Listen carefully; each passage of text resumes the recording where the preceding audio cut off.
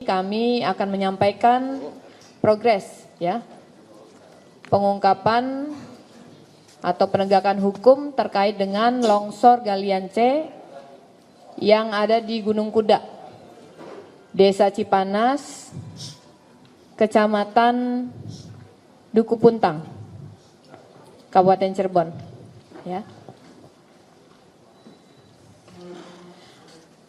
Adapun sama-sama kita ketahui bahwa pada hari Jumat tanggal 30 Mei 2025 sekira pukul 10.00 WIB di proyek Galian C atau proyek pertambangan Koperasi Al Ajariyah, termasuk tadi saya sampaikan Desa Cipanas, Kecamatan Duku Puntang, terjadi aktivitas ya penambangan material limestone atau truss yang dilakukan oleh para pekerja ya. Yang kemudian terjadi longsor sehingga menimbulkan adanya korban jiwa dan kerugian material berupa alat berat dan truk.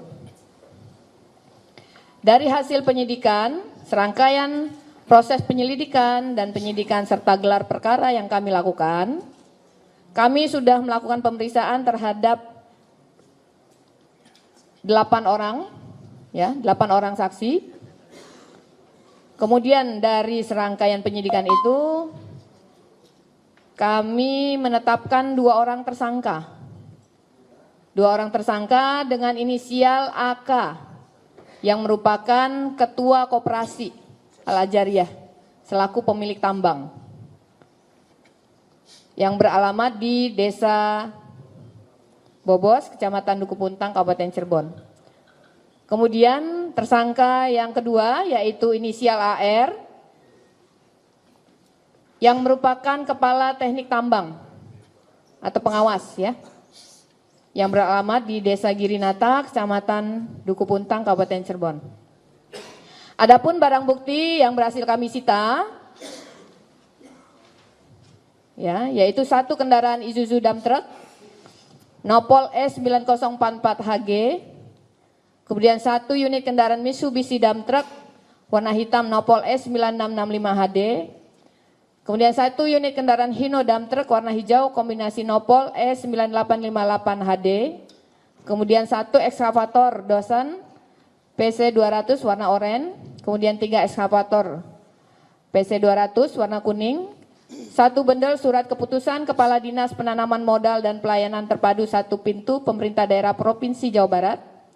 Kemudian nomor 540-64-29.1.70.0 DPMP TSP 2020 tentang izin usaha pertambangan koperasi produksi Koperasi Al Ajariyah yang ditetapkan tanggal 5 November 2020. Kemudian 2 lembar surat larangan pelaksanaan kegiatan usaha pertambangan tanpa persetujuan RKAB.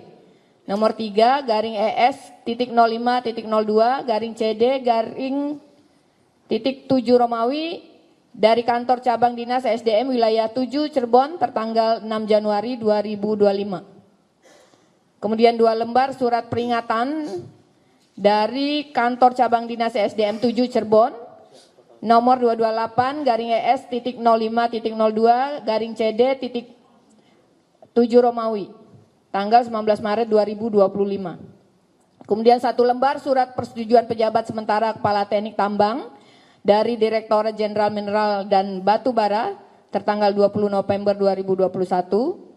Kemudian 1 lembar surat hasil uji kompetensi pengawas operasional pertambangan mineral dan batu bara tertanggal 21 Oktober 2021, 4 lembar surat keputusan LSP Energi Mandiri nomor 344 garing SK garing LSP strip PM garing 03 garing 10 garing 2021 tentang skema sertifikasi pengawas operasional pertama, pengawas operasional media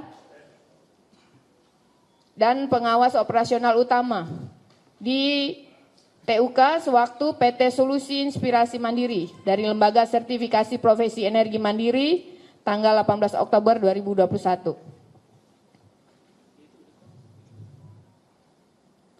Adapun modus operandi ya, tersangka AK mengetahui adanya surat larangan pelaksanaan kegiatan usaha pertambangan tanpa persetujuan RKAB yang ditujukan kepada pemegang IUP dan mengetahui adanya surat larangan dari kantor cabang Dinas ESDM 7 Cirebon untuk pelaksanaan kegiatan usaha pertambangan tanpa persetujuan RKAB tanggal 8 Januari 2025.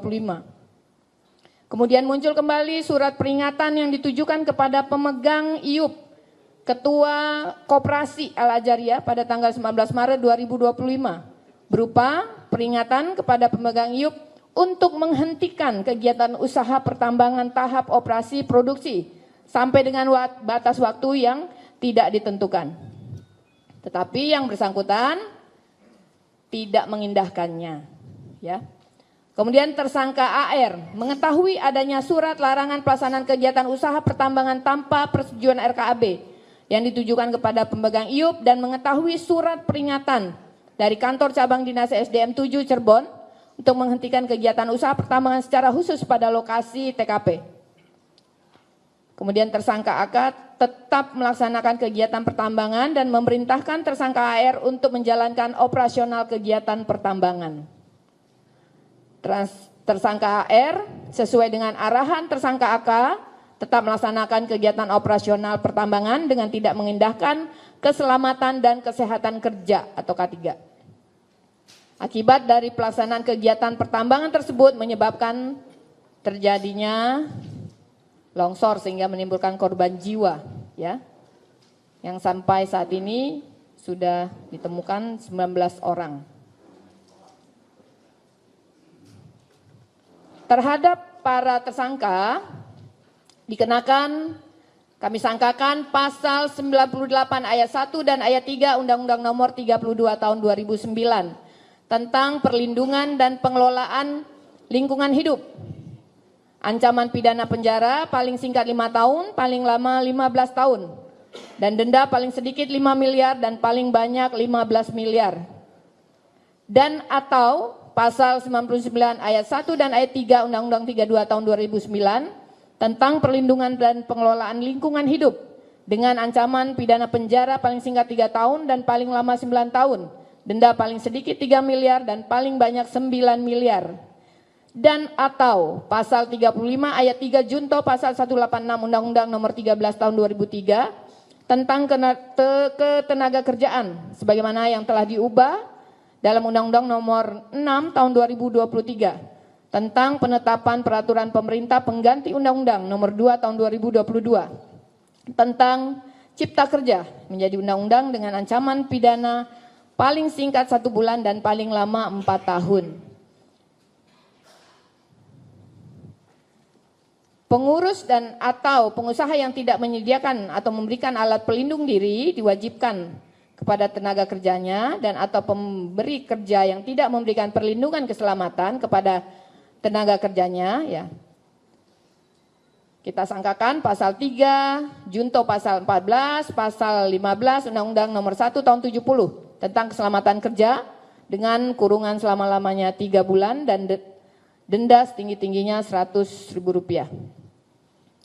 Kemudian dan atau diterapkan juga dalam kasus ini yaitu pasal 359 KUHP, junto pasal 55 dan 56. Ya, barang siapa karena kesalahannya atau kealpanya menyebabkan orang lain mati.